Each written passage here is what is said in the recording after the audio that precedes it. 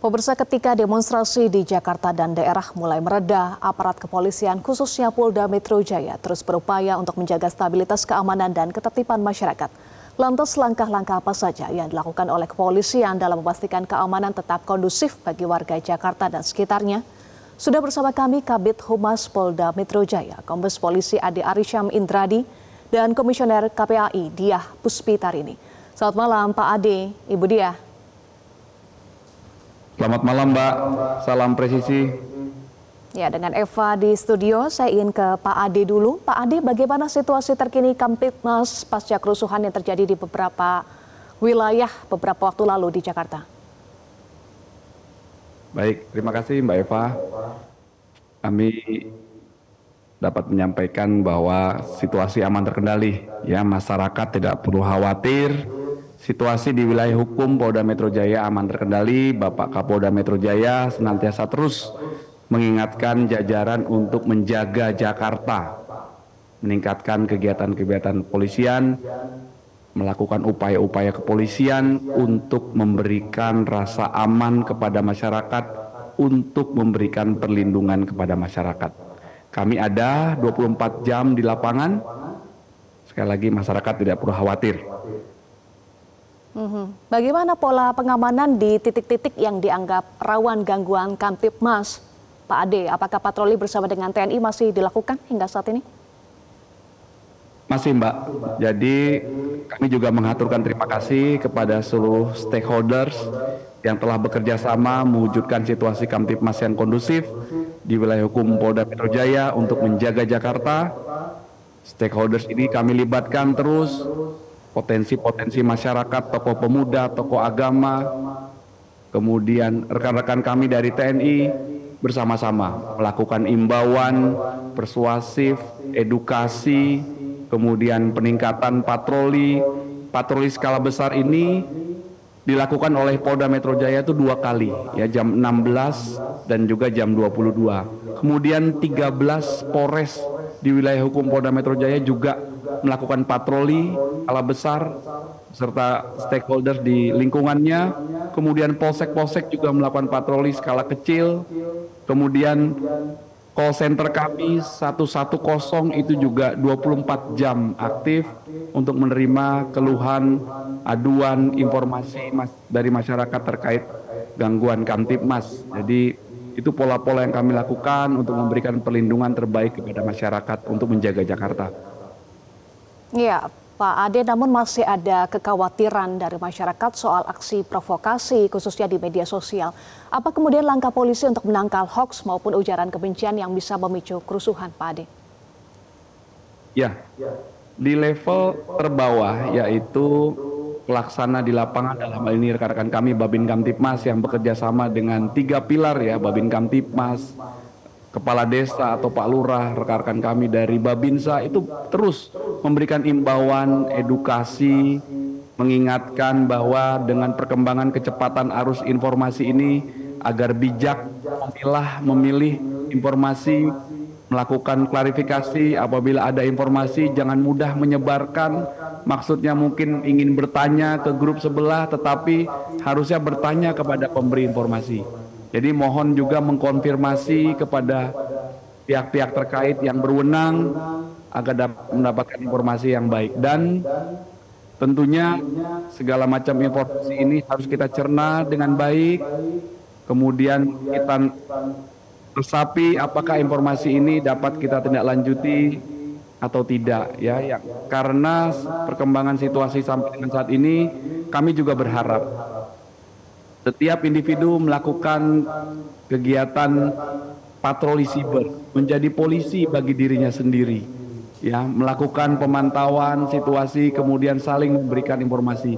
Kami punya akun-akun resmi, official akun dari Polda Metro Jaya, dari Polres, dari Polsek, kemudian masing-masing Kapolres juga membuka saluran komunikasi, bisa dikomunikasikan dari berbagai saluran tersebut, Pak. Dan kami berharap masyarakat cerdas dan bijak bermedsos, menggunakan kanal-kanal media sosial untuk hal-hal yang baik, sehingga terwujud dan terpeliharanya Kamtibmas yang merupakan cita-cita kita bersama, sehingga kita dapat hidup dengan baik di lingkungan kita.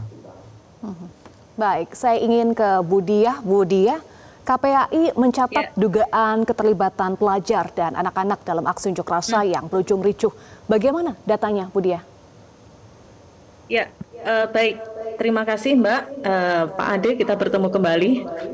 Ya, Iya. terima kasih, Bu. Jadi kami mendata KPAI sejak tanggal 25 Agustus hingga sore ini kami mendata sejumlah ada 1000 ya, total 1186 anak yang masih berada di kepolisian di seluruh Indonesia, ya, ini menyebar, dan masih ada juga beberapa anak di lingkungan Polda Metro Jaya, Bapak, ini yang masih ditahan belum dikembalikan, tapi sebagian juga sudah dikembalikan.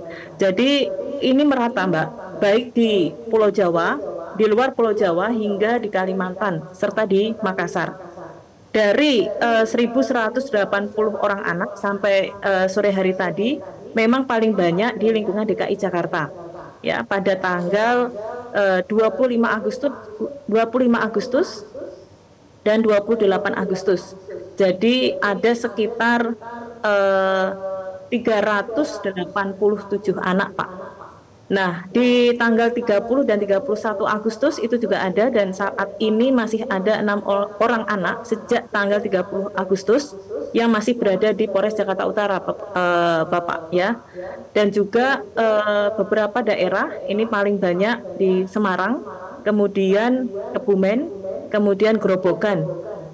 Nah, ini banyak sekali jumlahnya, termasuk juga di Sragen, Bandung, dan sekitarnya. Jadi total ada 1186, begitu. Ya, 1186 anak-anak dan pelajar yang diduga terlibat dalam unjuk rasa yang berujung kerusuhan. Ini kelalaian pihak sekolah atau abainya orang tua menurut KPAI? Jadi begini, Mbak, kami melakukan analisis, ya. Pagi tadi saya bertemu dengan keluarga korban Andika, ya, almarhum Andika. Kami menggali informasi juga, dan ternyata memang ada pola yang berbeda, Bapak, dengan aksi tolak putusan MK di tahun yang lalu. Jadi kalau di tahun yang lalu ini anak-anak pelajar mendapatkan informasi ataupun mereka juga berkomunikasi lewat game online, ya, saat itu Fair Fire. Nah, kemudian di aksi hari ini itu banyak yang mendapatkan ajakan, ya, ajakan termasuk dari alumni. Almarhum Andika ini tidak membawa handphone, Mbak. Ya, ketika kejadian itu tidak membawa handphone, tetapi ada temannya yang juga ada alumni itu yang mengajak, ya, sehingga anak ini ikut. Begitu juga dengan anak-anak yang lain. Kalau kita melihat polanya, kami melihat polanya, Bapak, sangat masif sekali melibatkan anak-anak pelajar ataupun anak-anak yang masih di bawah umur untuk ikut dalam aksi ini. Sebenarnya menyampaikan pendapat di muka umum bukan sebuah kesalahan bagi anak-anak, ya. Itu juga kebebasan hak sipil dan partisipasi.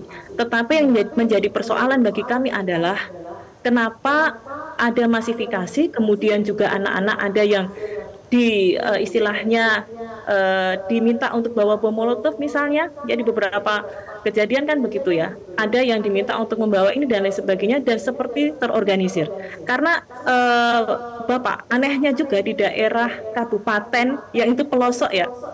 Ya, maksudnya kabupaten yang mungkin tidak banyak anak-anak yang sebenarnya merespon untuk aksi, tetapi ini semuanya masif, Mbak. Bahkan jumlahnya banyak. Nah, di situ yang kami berharap dari pihak kepolisian untuk betul-betul mencermati apakah ini ada istilahnya pola yang berbeda, dan kemudian karena melihat bahwa anak itu nanti terus dilepaskan dan lain sebagainya, seolah-olah ada celah, sehingga ya sudah anak banyak dilibatkan. Tetapi di luar itu kami KPAI tetap berprinsip dalam Undang-Undang Perlindungan Anak bahwa menyampaikan pendapat di muka umum itu boleh bagi anak. Yang tidak boleh adalah menjadikan anak sebagai tameng, ya. Itu yang perlu kita perhatikan bersama, begitu, Mbak. Oke, silahkan Pak Adi ditanggapi soal tadi dari KPAI ada dugaan pola masif melibatkan anak-anak, Pak Adi.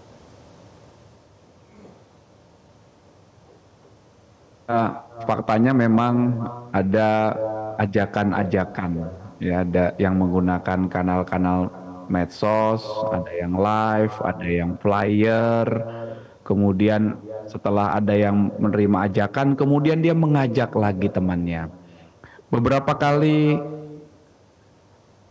temuan yang kami lihat di lapangan bahwa hal yang memprihatinkan terjadi. Ajakan-ajakan ini bukan untuk mengajak menyampaikan pendapat, tetapi langsung ajakan untuk melakukan kegiatan-kegiatan yang mengganggu ketertiban umum. Ya, ada yang ditemukan membawa anak busur itu ya. Kemudian ada yang membawa stick golf, ada yang membawa botol. Ditanya sama rekan-rekan kami di lapangan, botolnya untuk apa? Untuk melempar petugas. Ini situasi yang sangat memprihatinkan. Kepada saudara-saudara kami dan adik-adik kami yang menyampaikan pendapat di beberapa hari kemarin itu, kami mengapresiasi karena telah terjadi komunikasi sebelumnya dengan pihak kami, kemudian terjadi kesepakatan untuk menciptakan situasi Kamtipmas yang kondusif. Saudara-saudara kami buruh, saudara-saudara kami mahasiswa. Namun pada saat yang bersamaan ada pihak-pihak lain yang tidak bertanggung jawab, yang datang sama sekali tidak menyampaikan pendapat, tetapi langsung menciptakan gangguan Kamtipmas, membakar beberapa bendera dari kegiatan penyampaian aksi sebelumnya, kemudian merusak pagar di depan gedung DPR itu, kemudian melempari mobil yang lewat, membakar sepeda motor, melakukan coret-coret di dinding, merusak separator busway, hingga akhirnya menutup jalan tol saat itu. Inilah yang kami tertibkan. Jadi kami ingin menyampaikan bahwa yang ditertibkan bukan pendemo, tetapi perusuh. Penyampai pendapat di muka umum dalam bentuk pendemo atau pengunjuk rasa kami layani, kami amankan. Tetapi terhadap perusuh kami lakukan tahapan-tahapan imbauan secara persuasif hingga akhirnya dilakukan penertiban. Ini yang terjadi. Sehingga ajakan-ajakan ini kita harap tidak terjadi lagi, ajakan-ajakan khususnya terhadap anak-anak, ya, di mana anak berada pada lingkungan yang tidak aman dalam situasi yang jauh dari keluarganya. Kemudian Kapolres Metro Jakarta Pusat saat melakukan kegiatan, memimpin kegiatan pengamanan itu sudah menyampaikan kepada anak-anak, kami sampaikan bahwa ini adalah lokasi yang tidak aman, ya, karena pada faktanya tidak menyampaikan pendapat, ya, tapi langsung ikut terprovokasi oleh beberapa orang lainnya untuk melakukan hal-hal yang mengganggu ketertiban. Itu Baik, faktanya, tentu Mbak. diharapkan semua ikut berperan ya, Pak Ade, Bu Dia, untuk sama-sama menjaga Jakarta tetap kondusif. Terima kasih Kabid Humas Polda Metro Jaya, Kombespol Ade Arysyam Indradi, dan Komisioner KPAI Diah Puspitarini sudah bergabung bersama kami di Prime Time News. Jelajahi cara baru mendapatkan informasi. Download Metro TV Extend sekarang.